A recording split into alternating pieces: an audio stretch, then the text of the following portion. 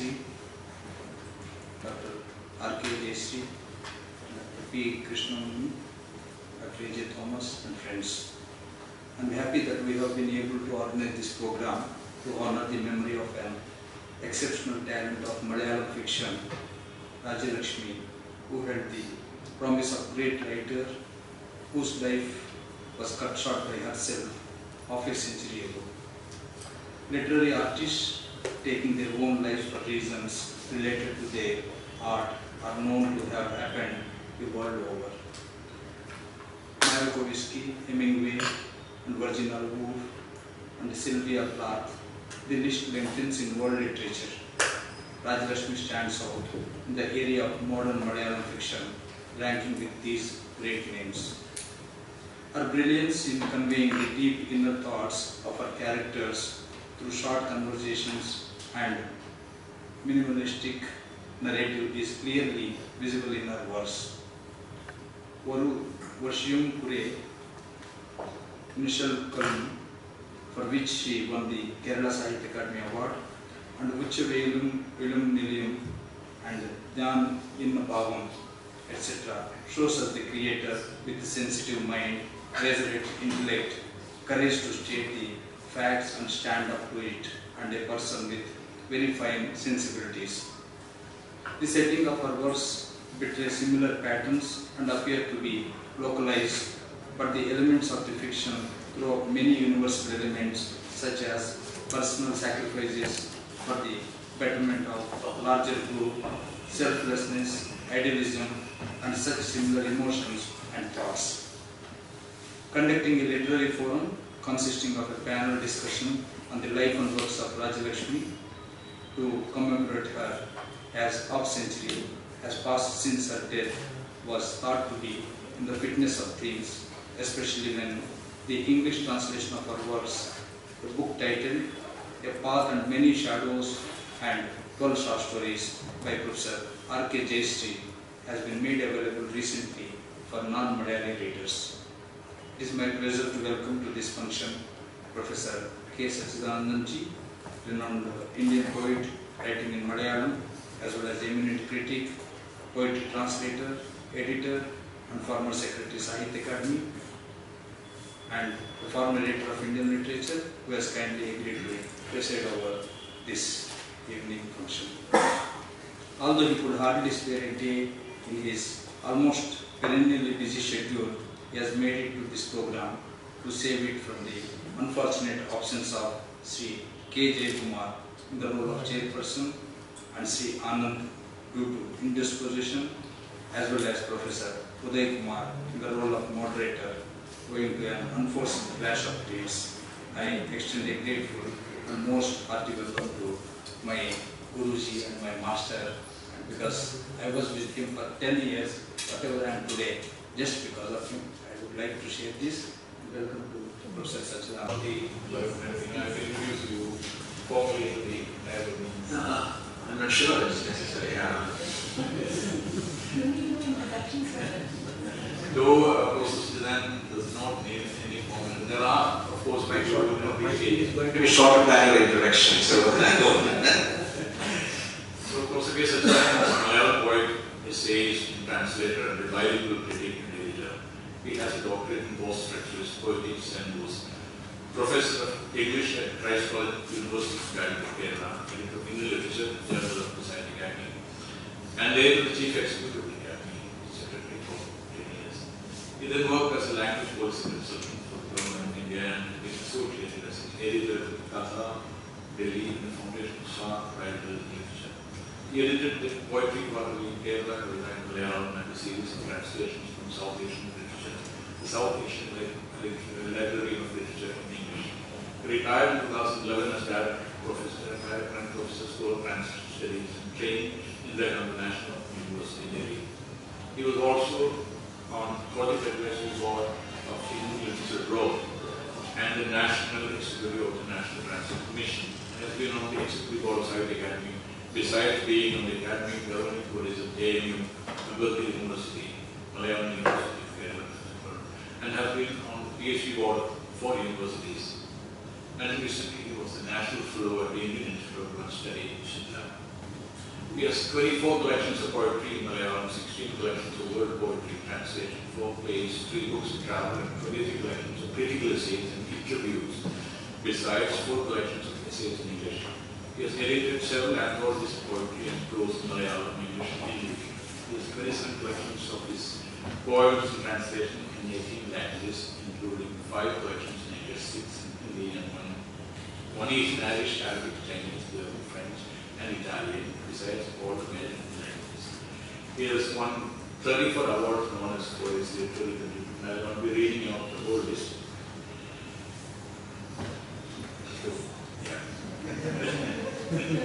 Yeah, please. I'll just clear it out halfway. Dear Dr. Rao, dear Dr. Thomas, distinguished fellow panelists, and my friends. It's a pleasure, even though I'm a late entry in the whole affair, to be speaking a bit about one of the pioneers, in fact, of women's writing in Malayalam. I'm particularly happy that this conference is happening when a translation of some of her stories along with one of her novels has just been brought out. And translator Yashri herself is here, who will, I'm sure, later speak about the particular issues that she had to encounter in trying to translate a writer who is deeply rooted in the Malayalam tradition and language. What I will do, as that's what I said, that my talk is going to be shorter than perhaps Thomas's introduction, which I took that short because I thought it would perhaps be longer. I'm not exactly making a presidential address as the program shows. I'm just making some initial remarks as a moderator of this panel. I would just try to place her in the tradition of women's writing in Malayalam very briefly. Hope I don't take more than 12-13 minutes, which I want to give my fellow parents who are in fact specialists on Rajalakshmi's works as well as on women's writing in Malayalam. When the stories of Rajalakshmi were published as a posthumous collection in Malayalam, there was a note by her appended to the book. This note she had made to deliver a lecture, probably in some literary conference about which we know very little. But this note, even the short, seems to be extremely revealing, as it speaks about her understanding of women's writing and of women's issues, and also she almost correctly positions Malayalam literature at a stage in which she found it when she started writing stories. She started, as Mr. Dr. Thomas has already said, with a story called Mother, Daughter, published in the prestigious Madhubhumi Weekly. Her creative life was in fact short. Maybe it lasted a decade, or a little more than a decade, from the 50s to the early 60s, because she ended her life in 1965. And in this note, she makes a reference to Virginia Woolf and her well-known book, A Room of One's Own, and 500 pounds a year, where Virginia Woolf pleads for, in fact demands from the society at least a room for the woman to write, to express herself freely and privately, and economic independence, which would free her from a lot of dependence that seems to crush her soul.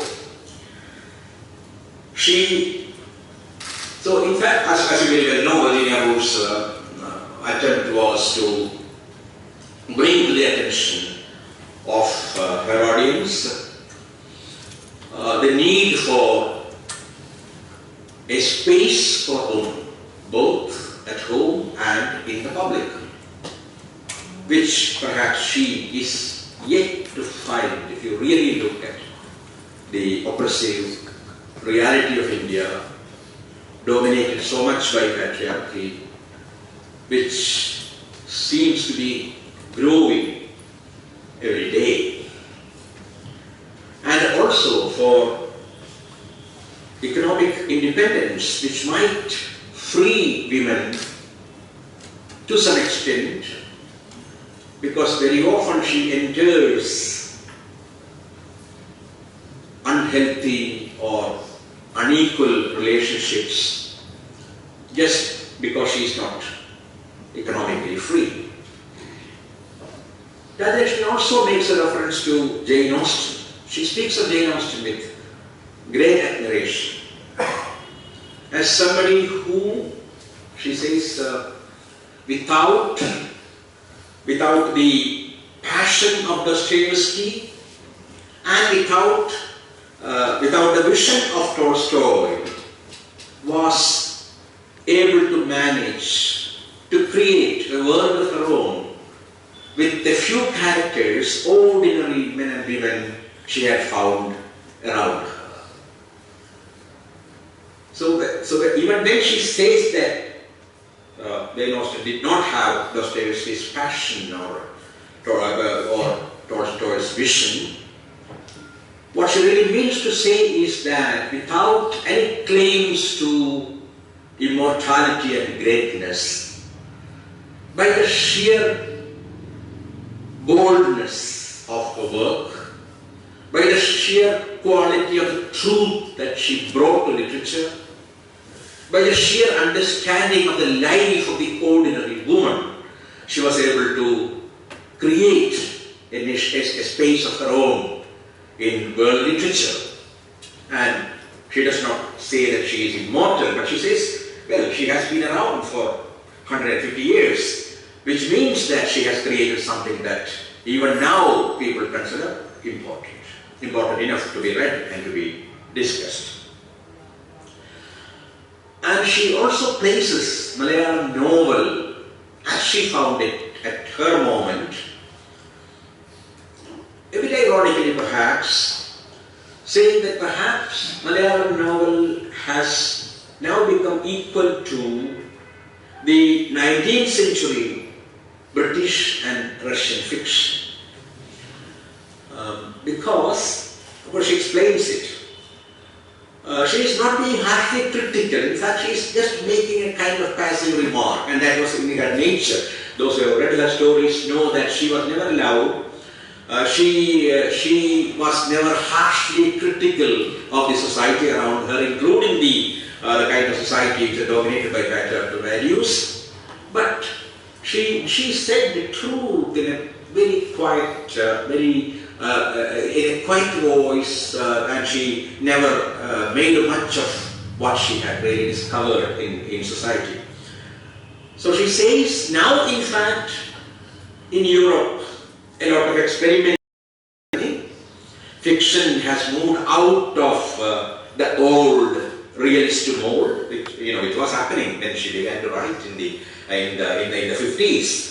Already, David Joyce has published Ulysses, and a lot of Virginia Woolf herself had experimented with new forms of fiction in Mrs. Dalloway and other well-known novels. And so, British novel and European novel in general, you had Kafka, you had everybody. By the 50s, the European novel had come out of the confines of the old realism and had begun to confront life in a new way and to create a kind of new and complex language in order to express the complex reality that the novel is found around. And that's why she says that Malayalam novel is still, essentially realist, and it is following the 19th century European model. It has not yet entered the kind of experimental phase that the global literature seems to have really entailed. But she speaks of this lack of experimentation not with contempt, which again was not in her habit. She just makes an objective observation. But immediately, as if to balance herself, she says that perhaps it should be so, because literature should move on steady steps. It should not just progress by leaps and bounds. It should move slowly, systematically, phase by phase. And novel itself came to us late, and so there is no harm if our novel has reached only, that kind of realistic stage. Maybe one day will come when we will enter that phase, and even if we do not enter that experimental phase, we should not mind, because later she says, because literature is not necessarily mimetic, we need not mimic European literature. Our literatures can have their own independent. There is no need to imitate literature from the West. She, of course, she makes some other remarks too, but the final major point she makes in this very short 2-page note is that ultimately we need to probe the depth of the mind. And then she speaks of modern tools with which you can go down the ocean and stay there for long. And that she doesn't say that's what writer should do, but clearly that is the implication. She wants the writer to go deep into the minds of the people around and to stay there enough to understand the conflicts, the agonies, the dilemmas, the hopes and dreams of those minds. But Rajalakshmi was not making this note or writing her stories. She had just a dozen stories and 2.5 novels. In fact, that's because, as it was said, she did not complete her last novel. It seems that some people said they were hurt by her novel because they identified themselves with some of the characters in that last novel, which means something like the scorching sun and the tender moon, which is an insufficient translation because ilam in Malayalam carries so much of tenderness and so much of subtle meaning. Well, she didn't complete the novel because she was not the kind who wanted to hurt anybody. Well, that also was a kind of limitation when it comes to the writing, and I'm sure when you discuss the writing, it will come. She didn't want to hurt people consciously, but still when she found that her fiction had hurt some people, maybe she couldn't stand that because she was basically a very, very sentimental and comparatively weak kind of person. Even though her writing was strong, but she was a very emotional kind of person, and so she took the remaining chapters from Madhubhumi Weekly that were being published, and she burned the remaining chapters. So only those chapters which were published are available with us. And burning one's own book, can be like suicide. So she committed suicide twice in that sense, because after that she also decided to put an end to her life when she was just 35 and beginning to emerge as a very major writer of her generation, which created a lot of major writers, because it was a generation that created M.T. Vasudevan Nair, who went on to win a Gampede and who is one of the well-known writers of Malayalam. It created T. Padmanabhan, who is a highly lyrical writer of stories, of moods. It created Madhavi Kuti or Kamala Das, who is now a kind of feminist icon. And she belonged to that generation, and she had all the potential to be like one of those writers, which perhaps she couldn't become as she willed herself to death. But she had, what I was saying was that she was not writing on a vacant page. She had a tradition behind her. I will not go deep into that tradition. But since many of you are not familiar with the Malayalam world of writing, I just speak very briefly about this women's writing tradition in the language. Like in many other Indian languages, perhaps it was in the last decades of the 19th century and the early decades of the 20th century that Malayali women began to wake up in a big, noticeable, visible way. That was also the time when, especially the early 20th century, was the time when Kerala was beginning to have a public sphere.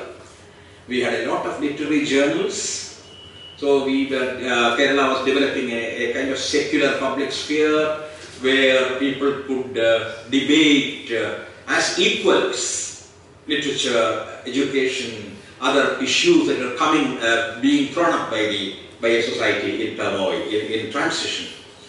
So we found a lot of we find a lot of women's journals coming up. Even today we don't have so many women's journals, I'm afraid. Here is subject, the editor of one of them. So there was Sharada, Lakshmi Bai, Mahila Ratnam, Vanida Kusumam, Stree, Srimati, Muslim Vanita. These were some of the women's magazines published during the 1920s and 30s, whose copies fortunately are still available in one of the libraries in Kerala to show. And women were also beginning to write in other journals which are coming up at that time. You know, like we had many what would today be called little magazines, in fact, whose circulation was limited, but which created a lot of impact, like Vidya Vinodini and Kesari and Bhasha Poshini, and then came Mathrubhumi and Malayalam and all that. And in many of these, women wrote under men's names, pseudonyms, because they were making proposing such explosive ideas that they were afraid that identified they would become outcasts, they would be thrown out of their homes and also the society, and so many of them began to write assuming men's names. And all these journals together created a kind of churning in society, in Kerala society. A lot of things came to be discussed, and that itself was the product of an awakening that preceded it, about which, well, I'll not speak much, because you have to begin with the beginning of the missionary school in Cochin in 1818, and then the starting of the girls' school. The first girls' school in Kerala was started in 1859, and there was this Chana rebellion. There was this rebellion for the right of women to cover their breasts, because especially the women of the so-called lower caste were not allowed to cover their breasts, and for that that was the first major women's struggle in Kerala. And then we had also the first women's journal called Suguna Bodhini in 1887, and these journals together began a series of debates on education, on the role of women in society, and they also began a serious critique of patriarchy and gender division in the society. A critique of polygamy. There was the desire, the demand for the right to vote.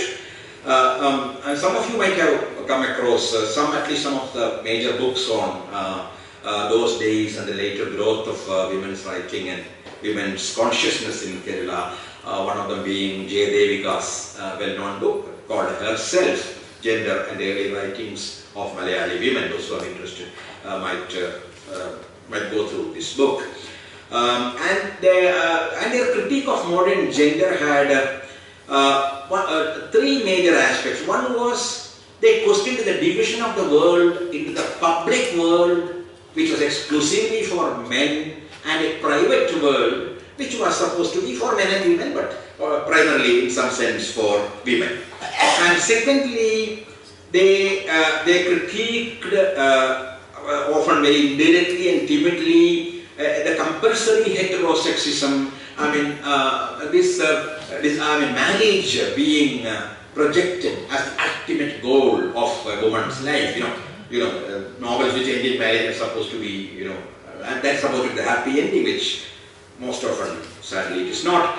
And thirdly, the male-female division as the natural foundation of the human social order. So these were the three major points around which their critique of the society revolved. And the women, Devika, of course, uses words like the street woman and the woman of the noble home, to speak of two kinds of stereotypes that emerge from the patriarchal discussions on women in those days. The noble woman is the modest woman, the shy woman, the obedient woman, the housewife, the kind and the good mother. And the street woman is the independent woman, assertive, quarrelsome sometimes, questioning, and very often deciding to remain unmarried, or who is supposed to be more free in relationships. And in the same days, there started also a lot of debates on modernity, on education, and that was also the time when women discovered a whole writing tradition of women in India. Because there are, I'm not quoting, but there are a lot of articles speaking about the Indian women's writing tradition, around which later, maybe women's writing in India and all those books came to be constructed. So the tradition of Bhakti poetry, for example, of Meera, of Lal Ded, of Andal, and also they discovered a parallel tradition of independent protagonists like the hero, the protagonist of Chirapadigaram, Kannagi, who is the example of the angry woman, angry against injustice and burning a whole city because her husband had been unjustly punished by the king. And so there was a discovery of female protagonists who were independent. There was also a discovery of a whole tradition of women's writing in India, which till then was comparatively unknown to the public and particularly to the readers in Malayalam. And then, of course, it was also the time when the whole idea of matrilineal came to be. And sometimes its limitations also came to be questioned. Again, there is G. Arunima's well-known book, There Comes Papa, which is one of the well-known studies of Kerala, the status of women in Kerala. So matrilineal is often glorified, but two things are not often known to non-Malayalis. One, that it was confined to certain castes, only certain sections of the society. And second, that it was not as simple as it was. Very often the uncle was the actual head of the home, and invisibly behind that, except in the matters of property, woman was not that independent as it's made out to be. There was a whole complex display of economic and political and ideological forces around this idea of matrilineal. And then there comes up fiction writers, men fiction writers who try to create new heroines. Indulekha was one of the first texts by O. Chandu Menon, and an example of an emancipated woman, somewhat emancipated because she was educated. But what is the purpose of her education? Not to gain employment, but to be equal to her husband and to please her husband with sweet conversations about maybe Virginia Woolf and Jane Austen. And if you look at the agenda, there was something hidden. Even in creating the kind of emancipated women, the emancipated woman was supposed to be an ideal wife and nothing, not much more than that. And to be an ideal wife, it was necessary to be educated. It was necessary to be equal to the man, at least when they discuss literature. So that kind of sophistication that the Victorian woman perhaps would be proud of. And then we had women writers. The first one, I will not again go into the details. The first major woman writer in some sense was K. Saraswati Amma, born in 1919. She died in 1975. After Rajalakshmi committed suicide. She was some kind of a pioneer, someone who imagined, and she titled one of her books, A World Without Men. She imagined a world without the male. She she tried to free women from self-pity, from fatalism, from a sense of guilt, from inertia and from sentimentalism. And there is an anti-romantic streak in her whole, because she makes fun of the idea of romantic love all through. She says it is a kind of, it's something that the men have discovered in order to cheat women. This whole idea of the beautiful romance and you know, the moonlight and the song and well, whatnot. She is extremely critical of the male attitudes, especially of hypocrisy and doublespeak, and also of the evil social customs. She is very outspoken, and also she is critical of the credulousness and the indifference of women. And she created a lot of powerful female protagonists. And somewhere she says in one of the stories, this is not the author, but the character says, in fact, one character commits suicide, and the reason for the suicide was she was trying to be loyal to an idiot, that is a dull, very dull husband. And that was the reason, so finally she had to end her life. And then we had Lalita Briga. I am not going into the details of any of these writers. Lalita Briga, born 1909, she died in 1987. And again, one of her books is available in English for those who are interested, called Cast Me Out, If You Will. It's a beautiful collection of some of her best stories.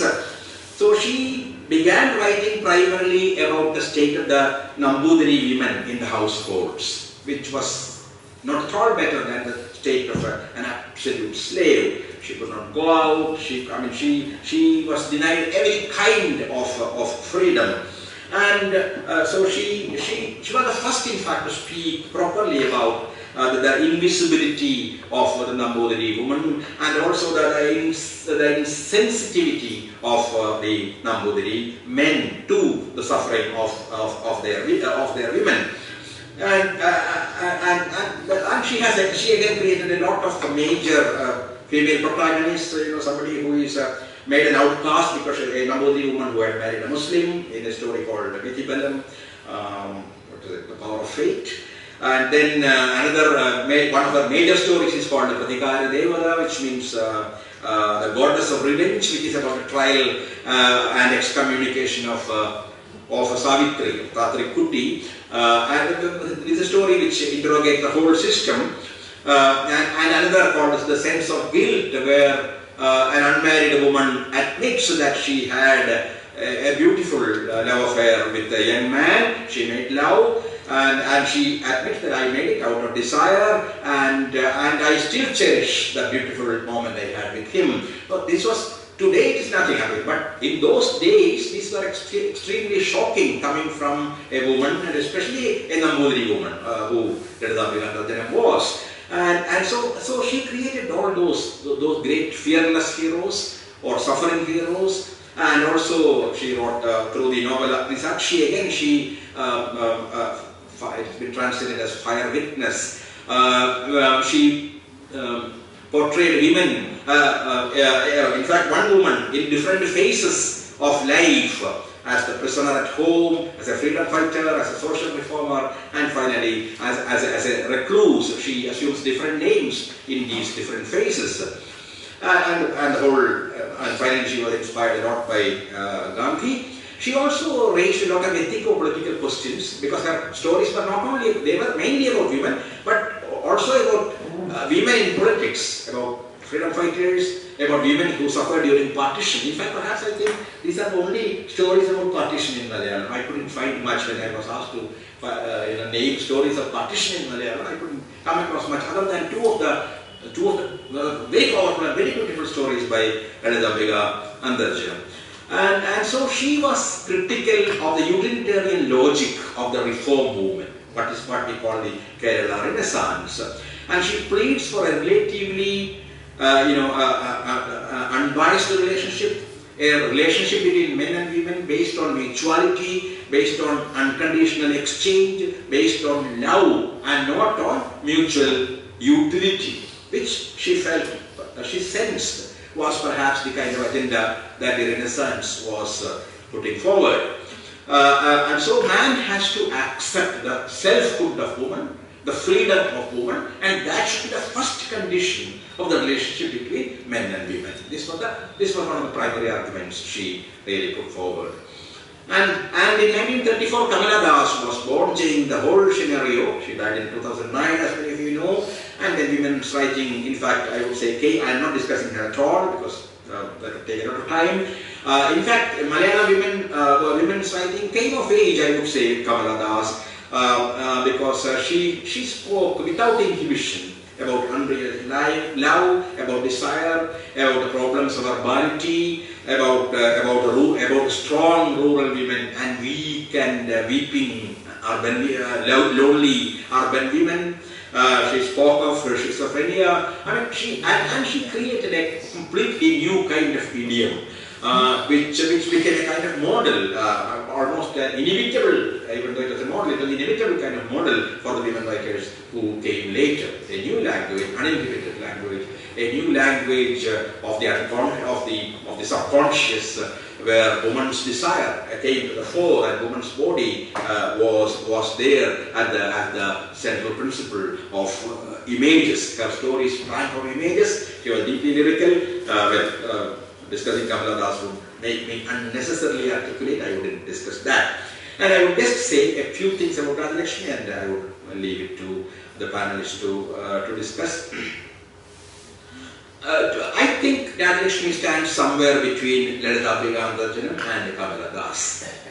Well, this may be a bit mechanical kind of location, but still I believe that perhaps she stands somewhere between the complex unraveling of women's life by Lalita Abhigandarjanam and that uninhibited and bold writing by Kamala Das.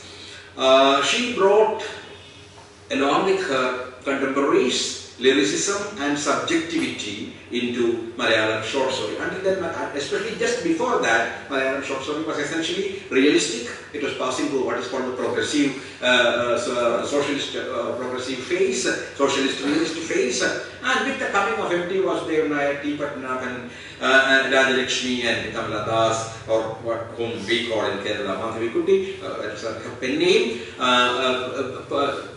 short story became lyrical. It began to look inward. It became more about the drama of the mind than the drama of the external world. And secondly, she followed a kind of solitary path in women's, or she created, in fact, perhaps nobody could follow that. Such a solitary, sequestered kind of passage in women's fiction in Malayalam. So her output was not much, as I said, 12 stories, 2.5 novels. In 10 years, you cannot say she was very prolific in that sense. But with her very first story, he came to be noticed. She was very first story called The Daughter of Makal came to be noticed because it was speaking of a reality, of a reality which was there, but a reality which was seldom spoken about and expressed with such beauty and such structural compactness and power. Because her stories were always compact. One of our critics has compared her to an ascetic. She had a kind of stylistic or structural, linguistic asceticism. That's what a critic of modernism says about her style. So, and she was spontaneous. It was very clear to everybody that she was born to write. And her passion to write is evident even in the other kinds of writing. She said it was writing that sustained her. So, spontaneity, solitude, agony, ingenuity. So, these were some of the defining characteristics of solitary kind of writing. Solitary, but one could say that her stories also affirmed life in a very extremely positive way. She was speaking mostly about pain, but it was also it also implied an aspiration for a different kind of life, a life which perhaps would be free of those terrible, avoidable pains. And the pain shown as avoidable, it means there is hope, and that is where perhaps the hope in Rajalakshmi lies. It's a kind of quiet pain that comes from a feeling of isolation. But this feeling of isolation is not exactly solipsism. It is in fact, it comes from a conflicted relationship of the individual and the society. The society is there very much, and without that society, this agony would not have been there. So she is not expressing a kind of very narcissistic kind of pain, but it's a pain that comes from the conflict of the individual with the society, which ultimately has a lot that is social about it. And that's what again makes her, even being solitary, someone who could speak to the society. And she paid a lot of importance to the texture of language, and she tried to create a connected story from unconnected, inchoate emotions, as can well be seen in her very first novel, whose protagonist is called Ramani. And then suddenly I thought maybe she meant it was the feminine of Ramanan, who is a kind of tragic hero of a very popular pastoral elegy in Malayalam by Changambura Krishna Pillai. So she was creating a kind of feminine sequel to that tragic hero in her heroine, in her protagonist. So there is a conflict also between the desire for life and the taboos and conventions imposed upon women in her stories. And she never flaunted her being a woman, her womanhood. She was not in some sense selling or even exhibiting her womanhood or herself as woman. She was always indirect, oblique, and very seldom as direct as Saraswati Amma, or even as bold as Madhavi, who came later or somewhat at the same time. So she tries to avoid being a controversial writer, and that's what perhaps also sadly brought her to her end. So she also wrote one or two poems where she speaks about the solitude. One is a poem about death, welcoming death, asking death to dance on her body. And she also avoided being explicitly sexual, which later became a kind of trend with women's writing. And she portrayed a woman as a victim, but when she portrayed a woman as a victim, I do not think that she meant that woman should always remain a victim or will always remain a victim. She also had perhaps the vision of another world, another possibility of a free woman, a woman who would no more be a victim to social taboos and patriarchal ideology. So in stories like The Apology, A Teacher is Born, The Daughter, in The Abode of God, in many stories you find this woman as the victim of society, of a patriarchal society and its taboos and conventions. Well, as Dr. Thomas has already said, it is a life interrupted by a will death, and had it not been interrupted thus, perhaps she would have been the fourth writer, the fourth major writer in her generation, which she still is in some sense, but perhaps she did not get time for her potential to completely unfold.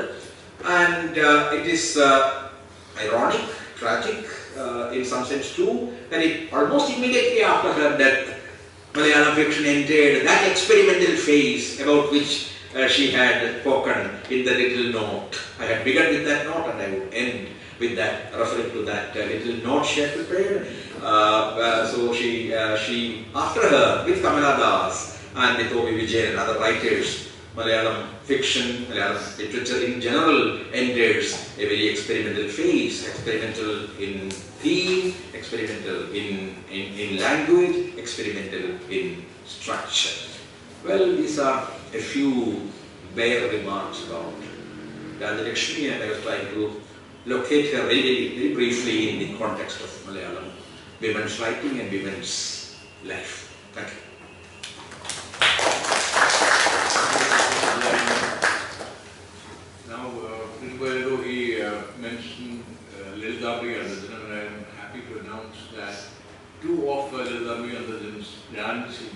Sarita Mohan Verma and E. Sahitya, both are here.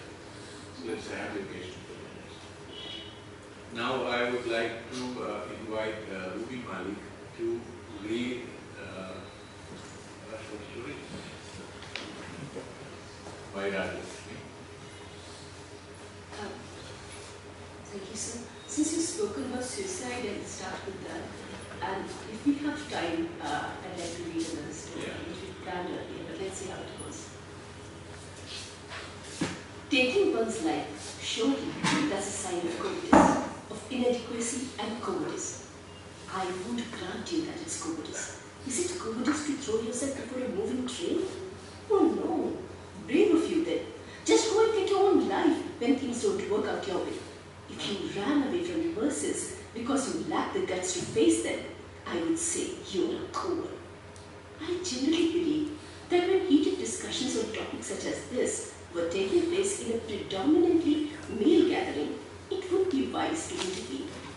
If you want men to say approvingly, "Oh, she's nice," about you, then you'd better listen to both sides of an argument politely, with a smile.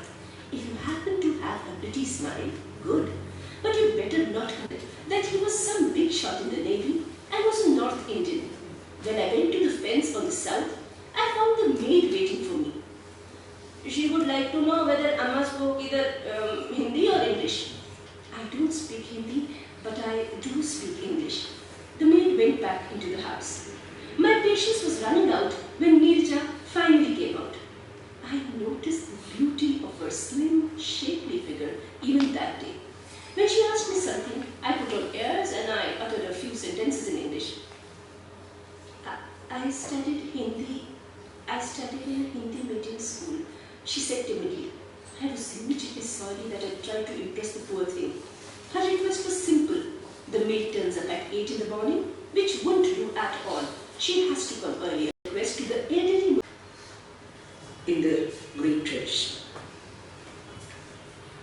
Some aspects of the tradition of writing by women have also been explained by Professor Satchidanandan, particularly the edition of Rajalakshmi.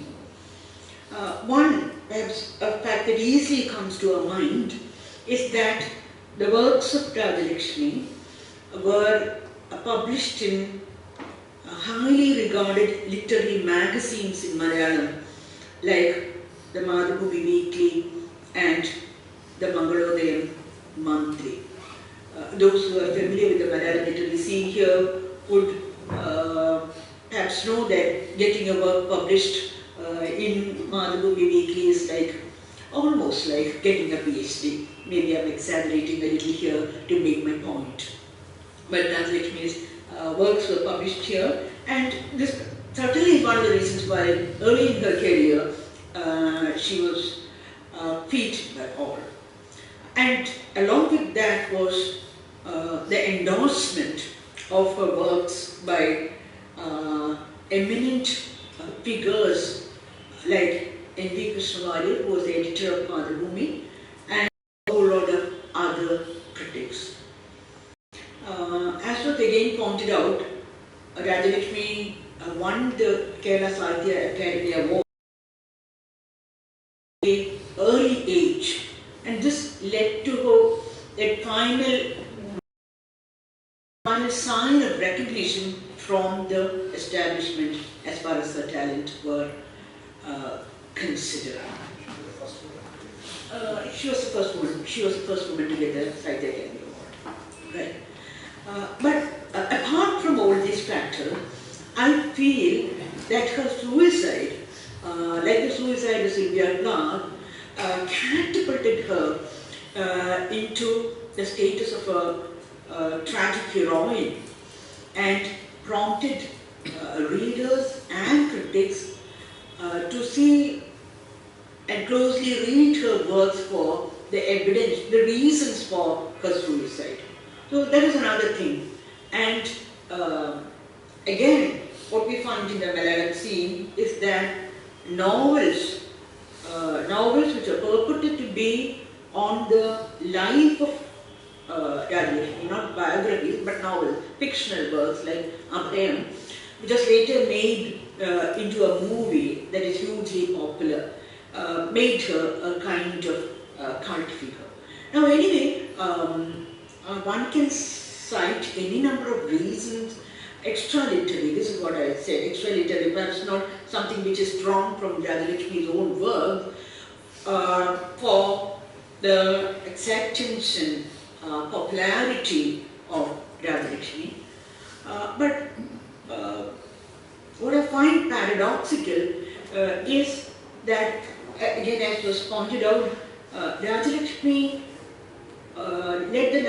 almost led the life of a recluse. She was a college professor, but she shunned popularity of all kinds. It's very, very reticent by nature. And,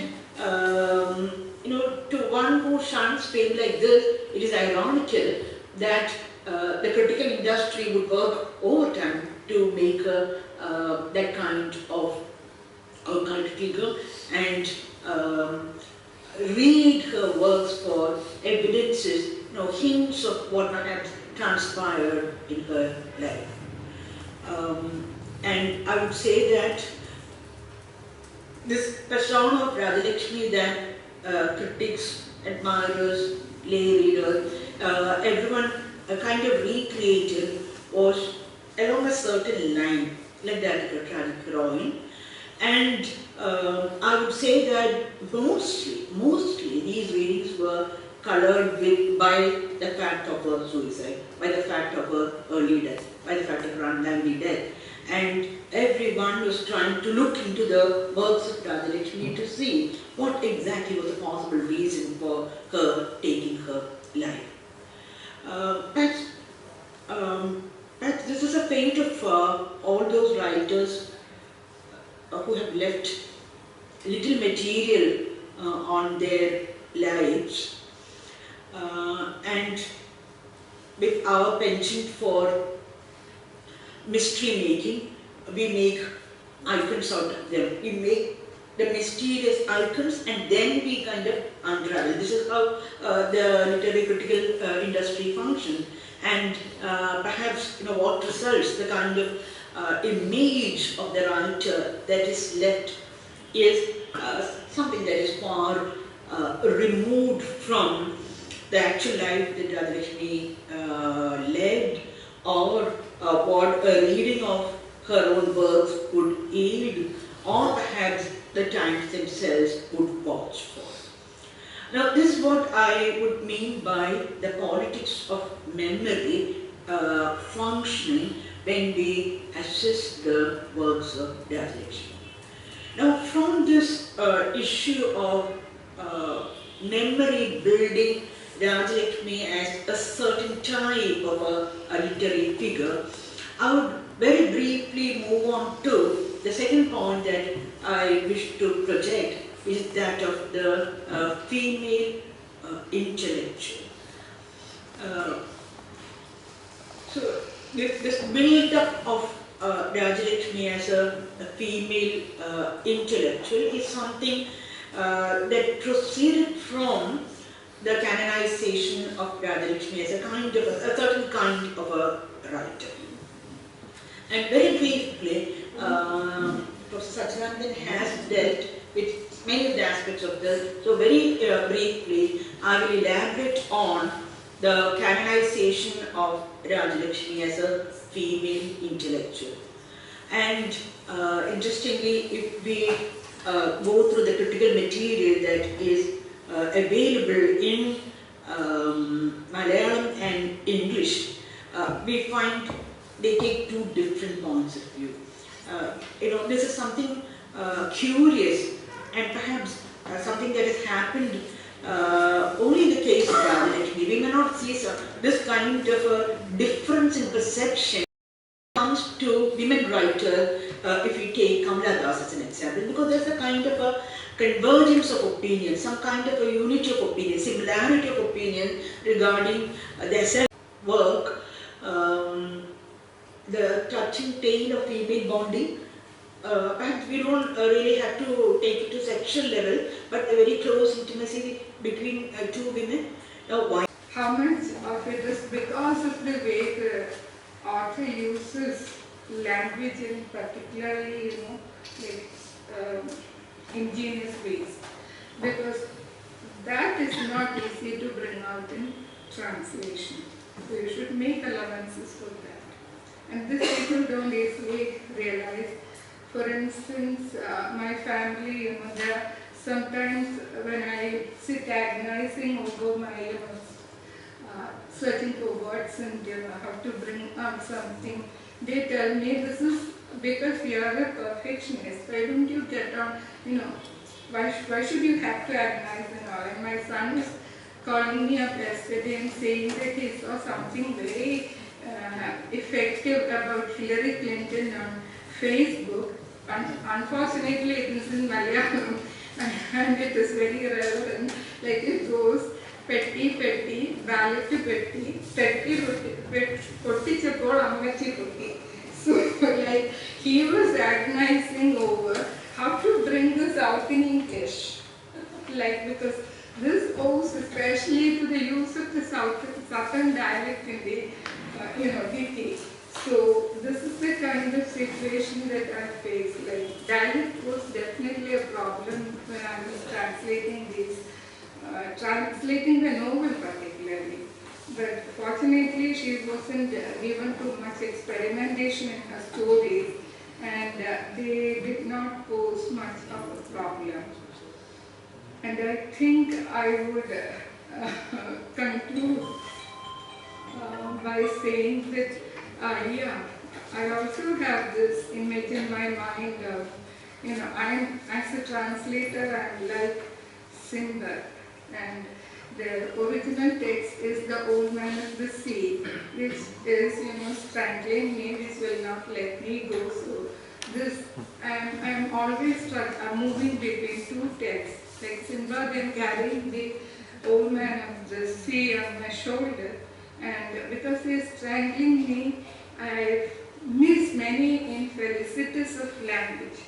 And I'm hoping that people who read my translations would point them out to me so that I can do better in the future. Thank you.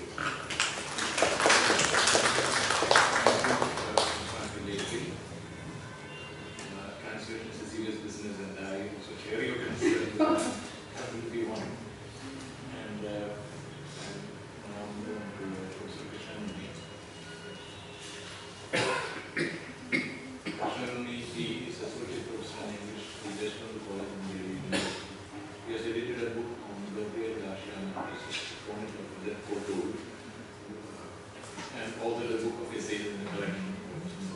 He's a creative writer in English, Malayalam, and his poems have been introduced to the viewers in national and international magazines. His debut novel in Malayalam, Kerala, on the Karunya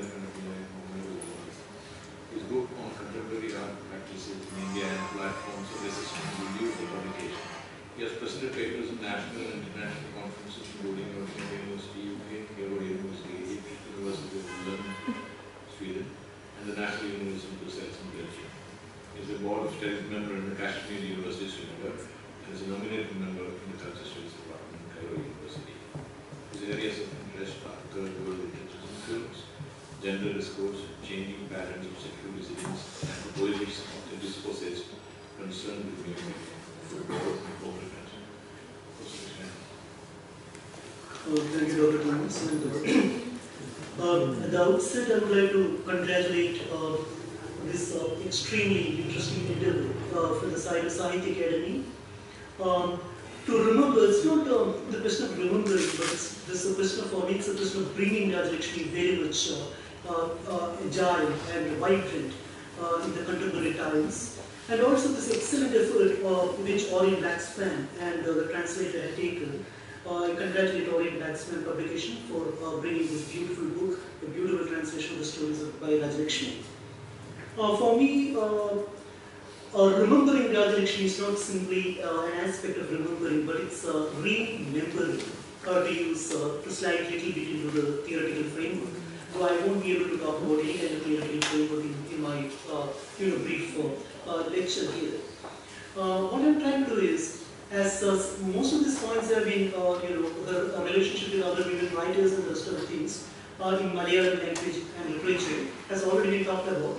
I do not want to reiterate that, but I would like to tell you something from my own personal status and status quo regarding how I approached the stories of Rajalakshmi in conjunction with some of the other women writers, the major women writers from the end of the 19th century and the first half of the 20th century from other parts of India, particularly writers like Rasundari Devi, Pandita Ramabai, and Sarala Kumari and Manjula Dirjani. Manjula Dirjani is extremely important in this context from Assam, who was contemporary of Rajalakshmi, who faced approximately the same kind of problems through which Rajalakshmi also has passed, and also to create an entirely new niche, a new space in the field of Assamese writing.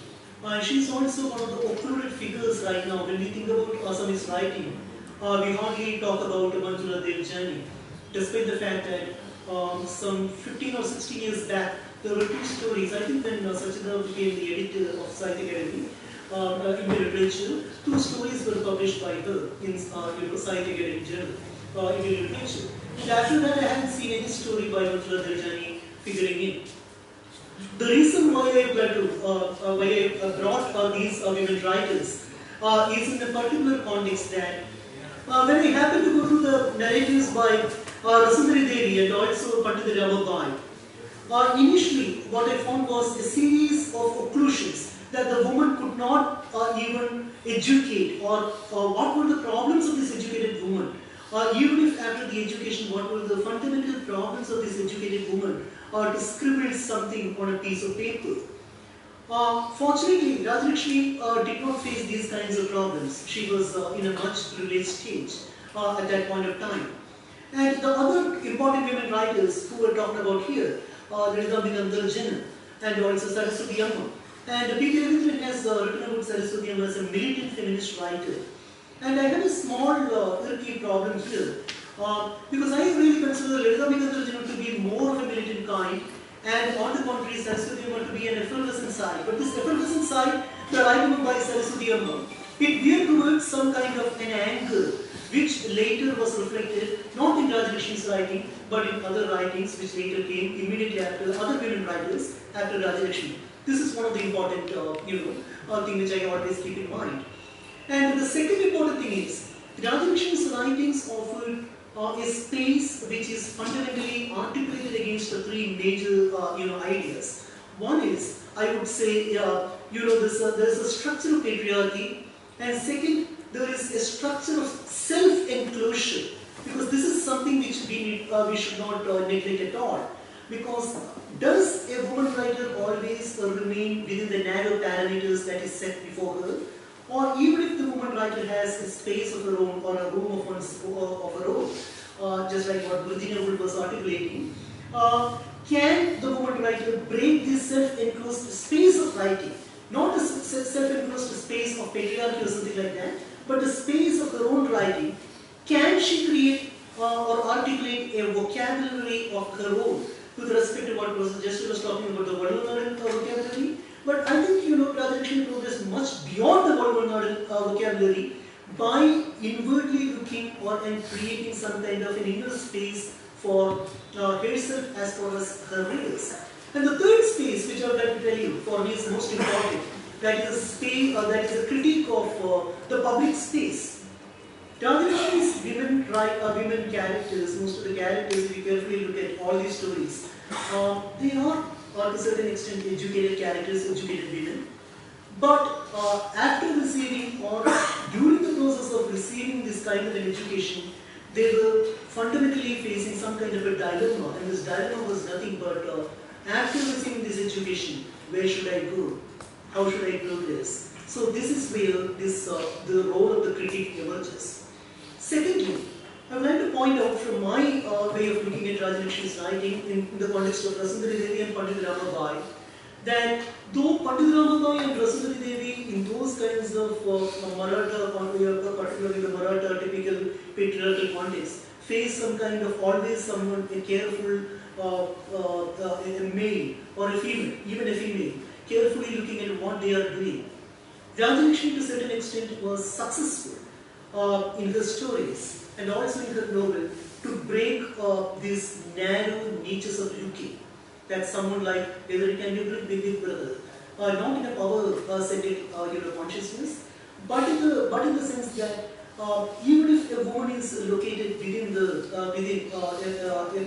her kitchen, okay, would she take a pencil instead of a teaspoon, or would she take a piece of paper instead of a narrow frying pan, or will she be doing something? Because there were these kinds of looks upon Pandit Ramabai and Rasundari Devi, which Rajalakshmi carefully crafted in her stories that she will be doing that, and she was highly successful to create that kind of a space, that the kitchen is not, or these domestic spaces are not the mere spaces that are meant for women writers like Rajalakshmi. Here, in this context, I would say she was highly liberating.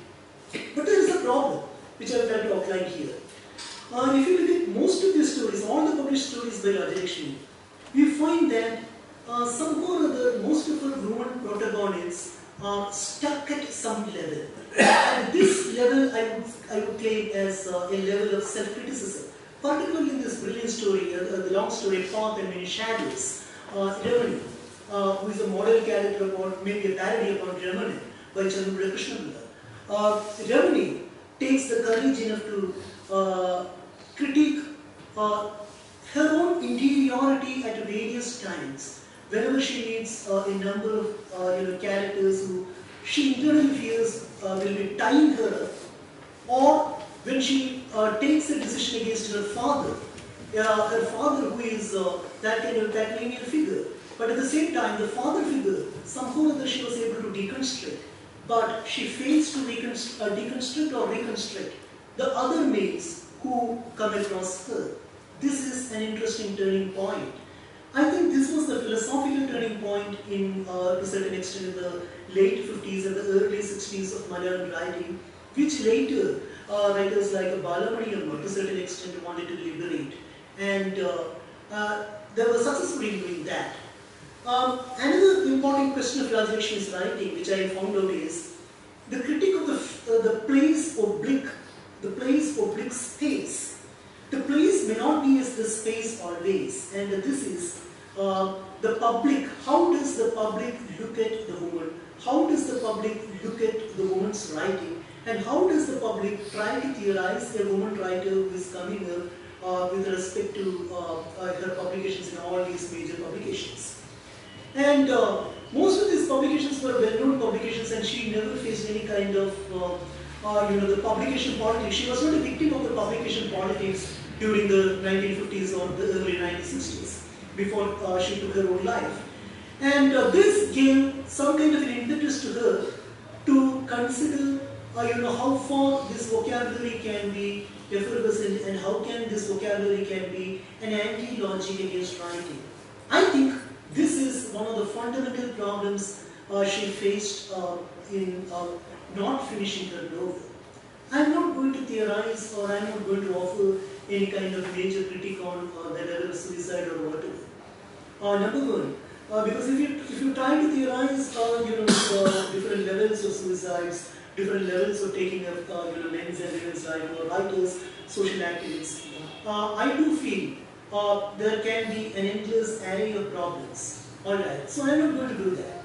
But I find there is some sense of an incompleteness Rajalakshmi was facing while she was writing her novel, which unfortunately none of these critics who wrote on her, like M. Leelavati or even K.P. Appan, or none of these people could really bring into focus.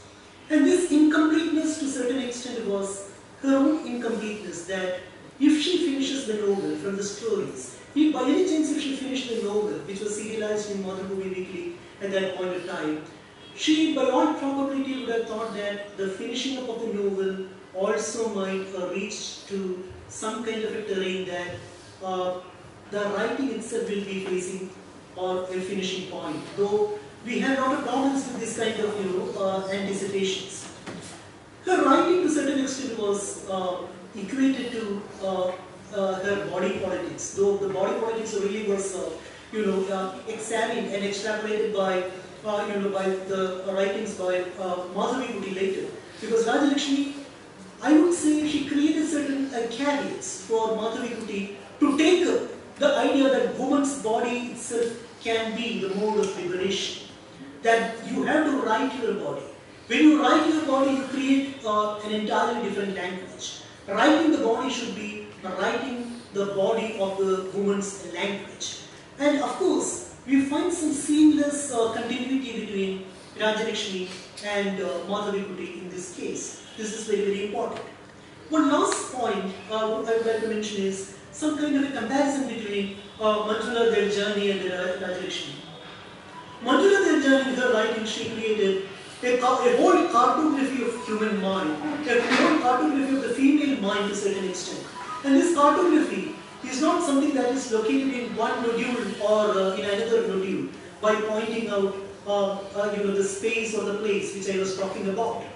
Manjula Deljani created her writings through constantly moving from one place to another. She never settled down at a single place. Unlike Rajalakshmi, who was a professor in physics. That's very fascinating. So even in her physics laboratories, I do believe that she might have taken up certain kind of experiments concerned with ideas like the mass, the movement, the volume, or something like that. These are all physical aspects, but those aspects of the physics to a certain extent might have reflected, might have an unconscious repercussion in Rajalakshmi's writing by all probability. Manjula Deljani, while she was moving from one place to another, she always looked at man, not woman, completely as a different kind of topos. While Rajalakshmi, what she does is, Rajalakshmi looks at both man and woman and offers a critique not only against one singular model of patriarchy, but she carefully crafts a language against some kind of a woman language. Even women are prone to criticism in Rajalakshmi's stories. Particularly, that is something that is reflected in a story like A Path and Many Shadows. These are the the trajectories by which one can understand the psychological realism and also the cartography of the woman mind in the the latter half of the 20th century, and also something that began from the mid of the first half of the 20th century. One last autobiographical thing from my side, which I would like to tell you is, when I read this paper in Kashmir University, this paper is titled Mirrors, Reflections and Effacement, an examination of Rajalakshmi's stories. The impact which I received in Kashmir University, as you must be knowing, Kashmir University, the students or the teachers have read Rajalakshmi taught.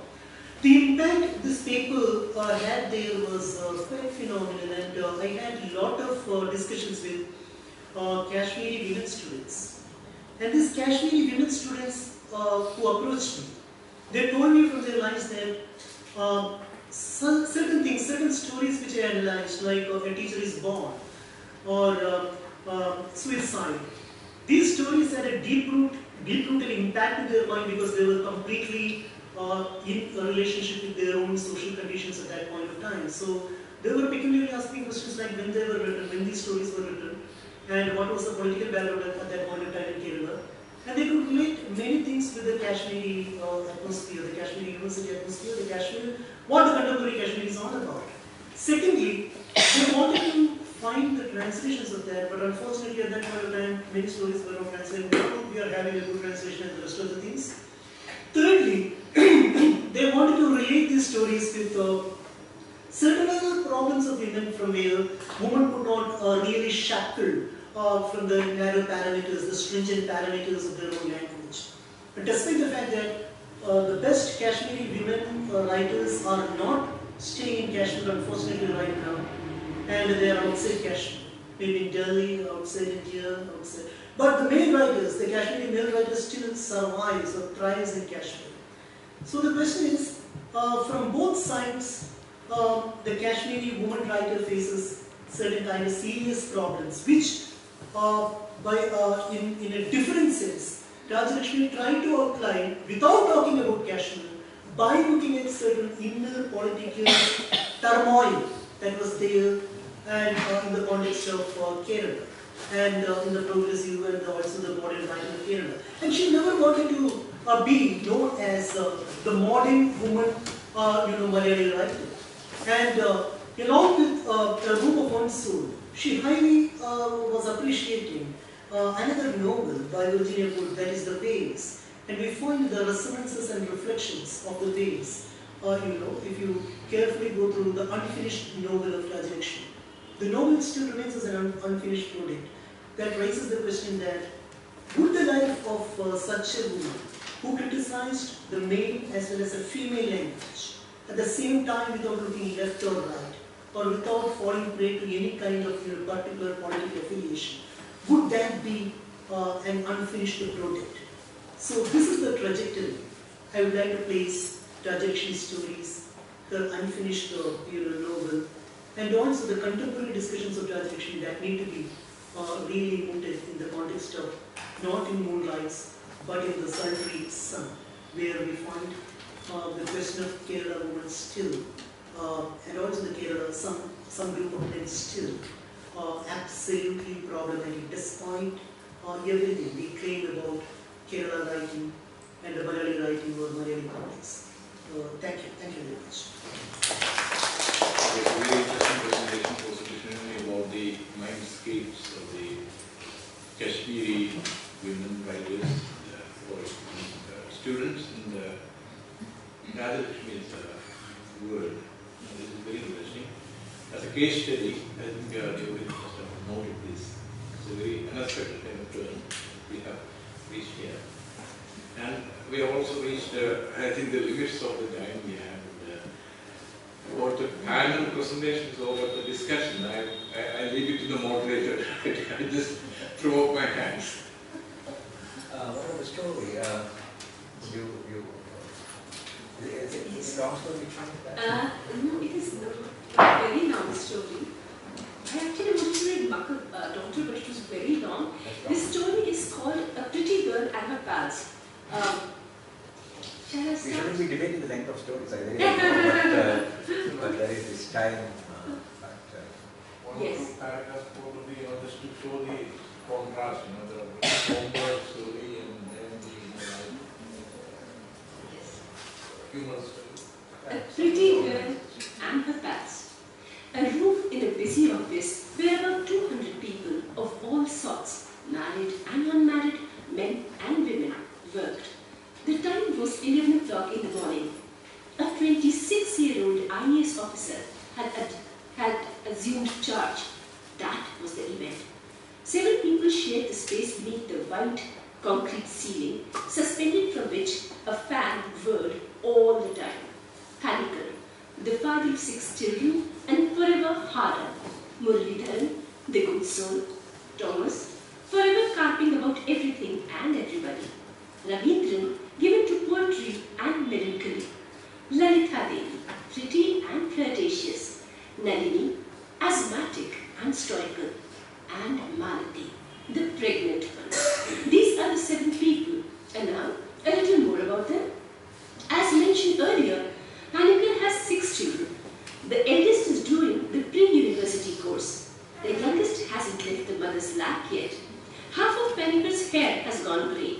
He had entered service very young, and while in service, he continued his studies and took his BA degree. There never was a time when Panicker would not be chewing pan. If you asked him why, he would tell you that it afforded him a perfect excuse to get out of the room. Nothing much to be said about Muralidharan, the nicest of the lot. The only thing special about him is that he is in love. No, madly in love with the pretty and coquettish Lalitha. Thomas had been transferred there from somewhere up north for having ticked off his boss in rather discourteous terms. His schoolmistress wife and 2 children stayed home. He blamed his former boss if he bit on a tiny stone in the rice served in the restaurant, or if he got a letter from home saying his son had a cold, or if his wife complained that since her father was no more, there was no one to harvest the paddy, or if he missed the morning bus after much waiting. The melancholic Ravindran is in love with his cousin, his maternal uncle's daughter. What taught him melancholy was the awareness that it was his duty to marry off his sisters orphaned by his father's death. These days, he is mostly engaged in only two things, writing poetry and waiting. And the only occupation of his beloved, the uncle's daughter, is the latter. Lalita is beautiful in every sense of the term. Fair complexion, curly hair, smooth cheeks, and two darling dimples. She is everyone's favourite. An only child, she took up a job to get around a working mother who insisted on her daughter doing her MSc. She would dally with the grey-haired panicker, the pensive Ravindran, and the carping Thomas. Next, Nalini, the stoic, right? Her stoicism was a direct consequence of her sense of duty towards her parents, who brought her into this world without having sought her permission, brought her up anyhow and educated her, since she was good in her studies. Her salary was not sufficient to feed and clothe her 3 brothers and 4 sisters, leave alone all other matters. She too had entertained hopes when she finished her studies without ever having to seek anyone's help or cringe before anyone, and had landed a job soon after. Buy a few nice saris, read books, see movies, have fun, and fall in love. Everything figured on her list. The fan which whirled non-stop overhead blew her dreams away.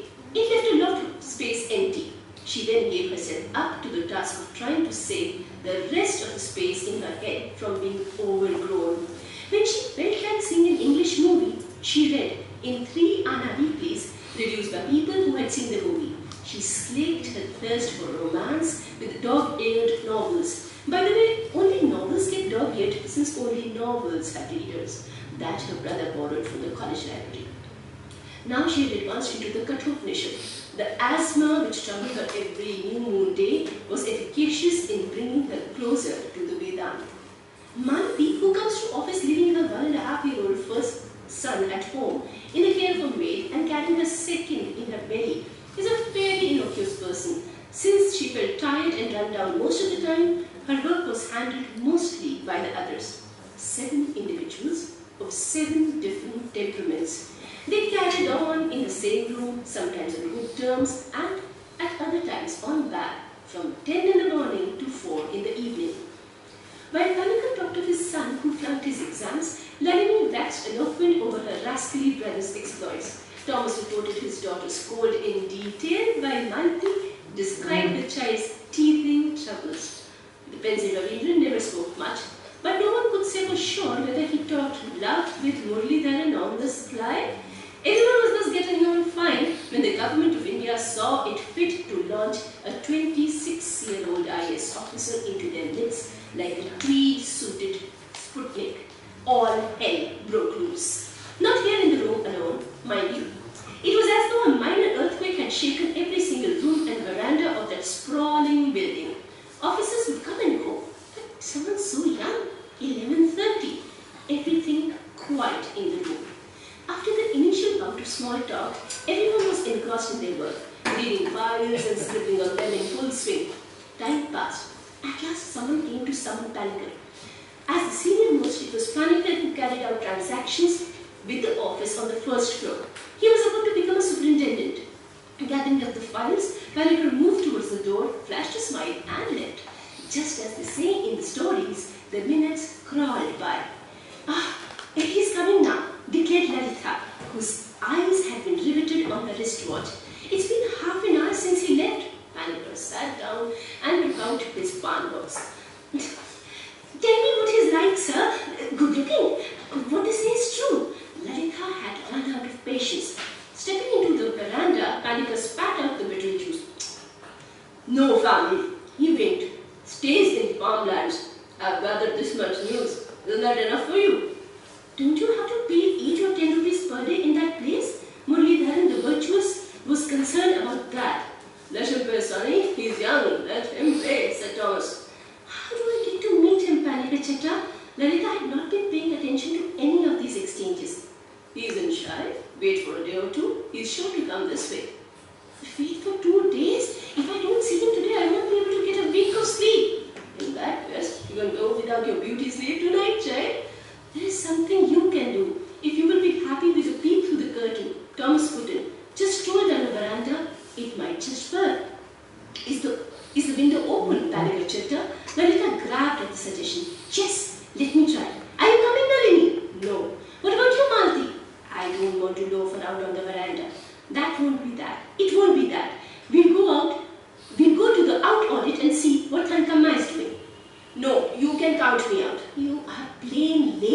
that's it.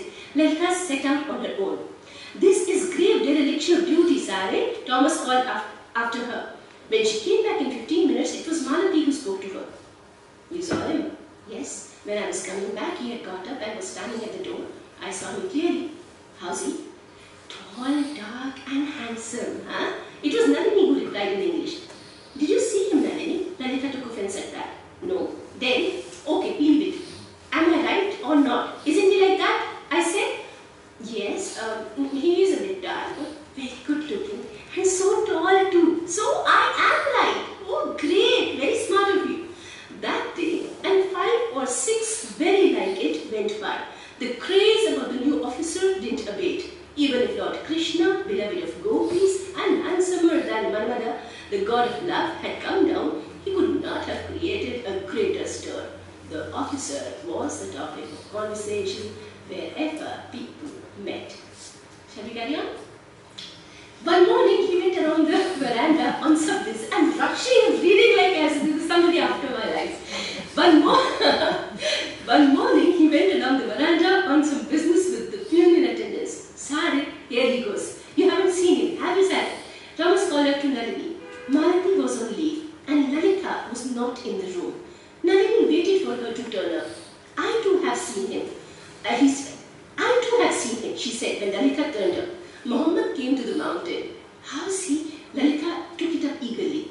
Unheard melodies are sweeter, Nalini said in English. When Lalita looked bewildered, unable to make anything of it, she felt like laughing. When Muralidharan saw her laughing to herself, he said, Hey, what's the matter? Nothing. I'm laughing at my own nonsense. By and by, Panikkar unexpectedly went on leave one day, and Muralidharan started out with a few files to the top floor. He came back, looking none too pleased. Lalita is wanted up there. Me? Usually no one sent for the trunk. Yes, he seems to have come across a few mistakes in the files that you put up. Lalita left without a word. When she came back, she didn't look as if she'd been taken to task. Now, Lali, did he take you off? Nalini wanted to know. She smiled and winked. The whole day Muralidharan was down in the dumps. When Nalini asked him why, he refused to elaborate. It was Panikkar who enlightened her the next day. It was when both Lalita and Muralidharan were out that he did so. This is what transpired when Muralidharan presented the files. Being new to the job, the officer takes more than usual care about the files. He picked out a few minor mistakes. Lalita's file came last. Do beauties ever work? Panikkar used to go through Lalita's papers carefully before he put them up. How was Muralidharan to know that? The officer looked at this and that and said, frowning, Send the person who put this up.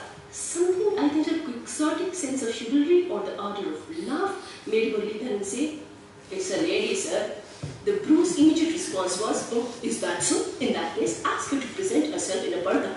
The next day, when Panikkar presented the files, he was told to keep them on the table and leave. In about half an hour, the peon came to fetch Lalita. No one could make anything out of it. Lalita did not seem to be unduly upset. She took about 10 or 15 minutes to return. Her face was glowing. Why did he send for you? Nalini asked her quietly. After all, it was my file. There were a few mistakes. She started to turn the pages busily. Nalini did not say a word. After a while, Lalita said in a low voice, asked me whether he could get me a cup of coffee. Oh, well, so he called you over to give you a treat, huh? The conquest is over. Come on, Nalini. Hey, look at him twice like that and he'll definitely fall for you. Hook, line and sinker. Look here, if you don't stop and it was his coffee break, that is why he asked. Nalini laughed. The next day at 12, the peon came to summon Lalita. As soon as she was back, Nalini said, Had coffee? As if I would share his coffee. So he had another ready for you. She did not say anything. Only her dimples made a brief appearance. Nalini said, From the look of it, this is going to get you. What? Oh, well, carry on. I am fed up with you, Nalini. You're talking on. I'm not talking nonsense. I'm talking sense, pure sense. Lalita came to be summoned to the first floor every day. When he saw the peon coming in the morning, Muralidharan's face would darken, and he'd be touchy the whole day. If someone spoke to him, he would answer them in monosyllables. These days, the dimples never faded from Lalita's face. The gloom on Muralidharan's visage increased direct proportion to the glow on Lalita's. One day, Lalita was sent for as usual. Muralidharan sat down, his chin supported his hand. Thomas began to hum a song. Ravindran signaled him to stop. Thomas paid no heed. The singing grew louder. Because of a girl of no worth. Shut up, you fool! Muralidharan shouted in English and sprang up. Thomas too rose on his feet. For half a minute they stood glowering at each other. Thomas! Lalita rose to his feet and placed his hand on his shoulders. Thomas didn't utter a word. Muralidharan turned and walked out. He's a harmless, thought Thomas. Lalita said a short while later. My goodness, how was to know he was so badly bitten? This has to stop somehow, Lalita said after musing on it for a while. The girl can do as she pleases. What's the use of his putting a long face over it? Thomas belonged to the opposite camp. I think someone should speak to Lalita Sar about it. The usually reticent Ravindran spoke without raising his head. Bravo! Please take note of that. Coming as it does from someone in the same boat. Thomas was not prepared to leave well alone. Thomas, will you be quiet? Either Nalini or Malini might drop her a hint. Lalita had taken it seriously. I can't, Malini was clear. Why not?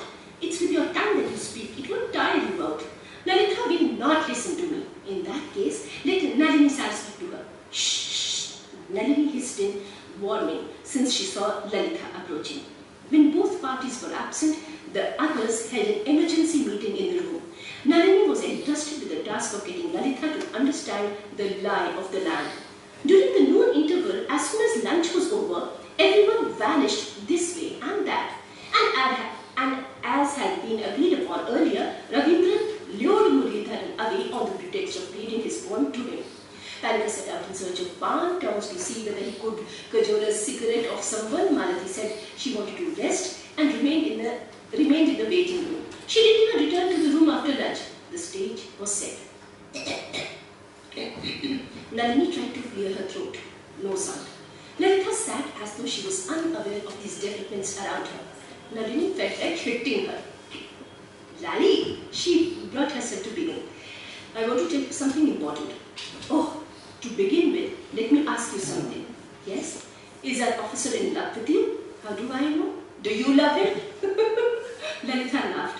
Do you realize that these visits in the morning and the coffee breaks are not just the thing? I didn't have coffee with him on a single day. Still these visits? Well, do you want me to refuse when he sends for me? No, you can get him not to call you. What am I supposed to do? Tell him not to send for me. You can stop flaunting your dimples like this. She smiled still more dazzlingly. Are you trying to drive that Muralidharan crazy? I am not driving anyone crazy. Let someone go up and tell him not to send for me.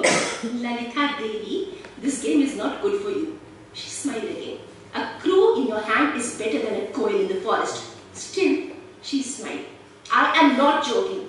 No, Lalita agreed. Lali, have you made up your mind about marrying our boss? Beating about the bush would get her precisely nowhere. Still, the same smile. Do you mean to marry Muralidharan? Lalita kept smiling. Whom do you propose to wed, madam? A lecturer in my mother's college. Praise the Lord. Really? Yes. Then it isn't an officer? No. And not Muralidharan either? No. You wretch. The interval was nearly over. One by one, the others drifted in. Everybody except Muralidharan. These days, he never arrived before time. Dear friends, Nalini said, rising to her feet, I have something of utmost importance to convey to you. Our very own Lalita Devi is about to get married. The lad's been caught on what? Mr. Thomas, let me have my say. Lalita is getting married to a lecturer in her mother's college. She took her seat. Hooray! 3 cheers for Lalita Devi! Thomas sprang to his feet. Muralidharan appeared at the door, walking in with his eyes downcast.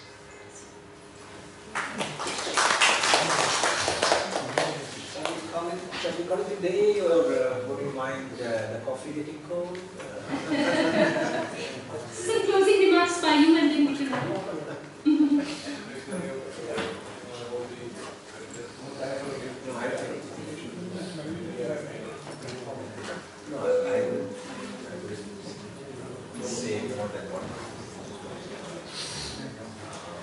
But if there's any pressing question, could take 2 questions now.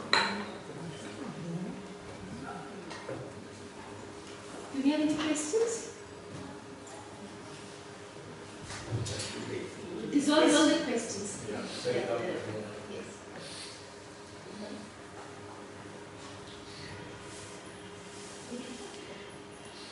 Do you still think that the writer's personality is overshadowing the corpus of her work in the criticism? I really appreciate the way in which you were candidly brought out the romanticism of a untimely death of a female author, working into the criticism of her writing. Do you think that that still pervades in the later date studies, especially by the male critics? Women writing, the male gaze on women writing. I feel so. Perhaps a few exceptions of some of the other writers, but this divide is still perceptible both in Malayalam and in English criticism. It's my reading of it.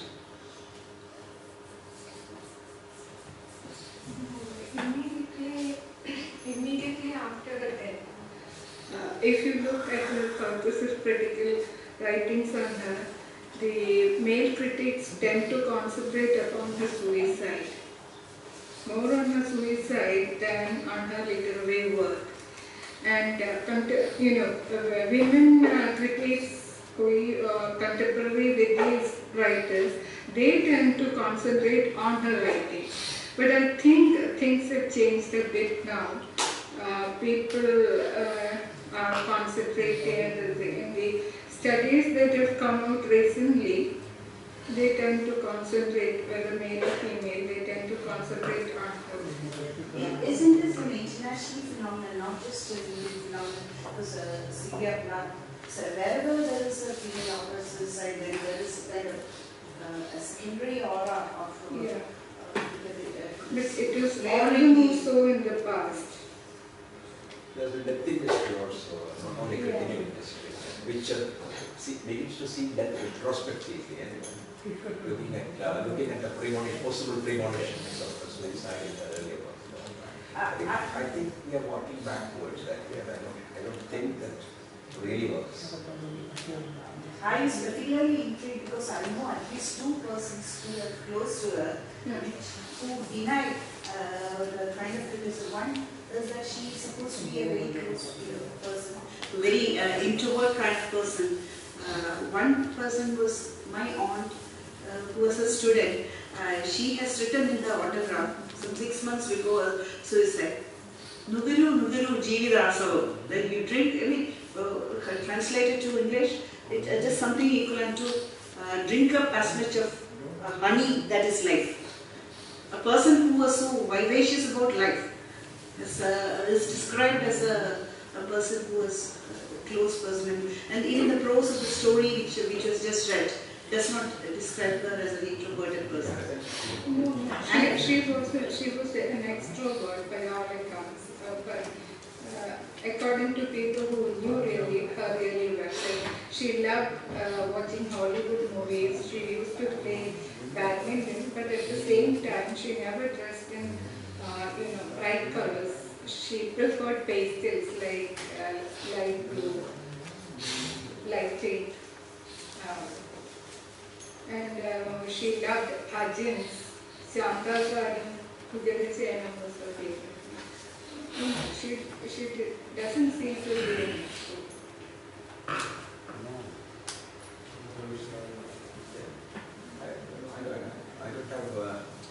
And I think to add to what has been said, I'm very happy that the discussions somehow opened up and we were taken to unexpected kinds of relevance. Because some things were expected because there is this kind of wrong understanding of women's writing as an expression of her private life, which certainly I don't think was the case with Rajalakshmi or any other woman writer in that sense. And somehow our discussion seems to come back to that point where again we were trying to link up her life and her writing, which might not have been the right thing to do. So I just thank all the panelists and the wonderful reading, the quite extremely dramatic reading that you did of the two stories, which was very important to an audience which is not familiar at all with the work. So thank you, all of you and the organizers, and thanks also to the publisher who brought out this book so that they introduce an author to an audience who is not familiar with her. But thank you so much. Thomas, you want to add something? Just add a formal vote of thanks. Make it brief. Yeah. Now we made so many vote of thanks to the two panelists and chairperson. First of all, let me begin by thanking Dr. Yes, we must have secretary side again. Right now, he is attending ministry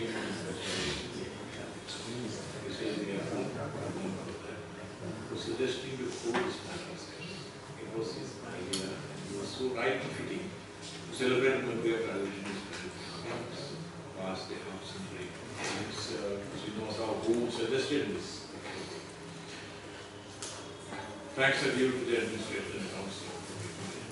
I share with the place of report my deep gratitude and appreciation of the kind and generous gesture of those cases land to exceed my request for chairing the session and to make a presentation on Rajalakshmi in a very short notice. And at the time when he was instead of Lord, he was working on 3 occasions. Thank you, sir, for your gracious presence and for chairing and moderating the session so effectively and creatively.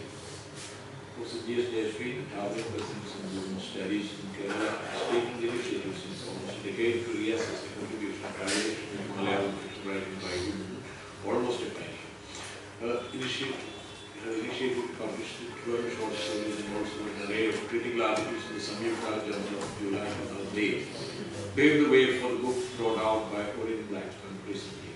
Now she has taken the trouble to travel all the way to learn the women amidst many and various duties as the director of the Institute of English University of Kerala to be present here to at once on championing of women's writing and especially to commemorate Rajalakshmi's legacy. Thank you sincerely. It was an Sahitya when I contacted her to invite her. I remembered that she did her MPhil course in my alma mater, the School of Letters, and the same guide, V.C. Harris. No, it was you who inspired. We have batchmates, not batchmates, but she did her MPhil 2 batches later than I did. And I do the same supervisor. I decided to do this after looking at your We also met in Tiruvandhuram 17 years ago in a national seminar organized by Professor Sahitya and her associates. The dedication to literary translation and the love of languages set her apart from other academies. The translation of the novel Path in Many Shadows and short stories of Rajalakshmi and the Corinne Blackstone published recently is evidence of this. I congratulate her on this achievement. I also thank her for accepting our invitation and coming over from Kochi to be with us to celebrate the memory of the life and work of Rajalakshmi. Professor P. Krishnan is a long time friend. When I contacted him and informed him of the unfortunate clash of dates faced by Professor Kumar, requested to be candid, he agreed to do so cheerfully and with great enthusiasm. It was later that I learned that he had worked on Rajalakshmi and presented a paper on her life and works in Kashmir University. And this was a very revealing, very striking thing that, like I mentioned earlier, that Rajalakshmi finally goes in the minds of students, women students. The place of my great indebtedness, deep appreciation of his time with the association. Ms. Rumi Malik, assistant editor of English Literature and a trained theatre person, has made a fascinating dramatic presentation of showcase to the audience the quality of the writing of this short-lived genius. I thank her for the creative contribution. I also thank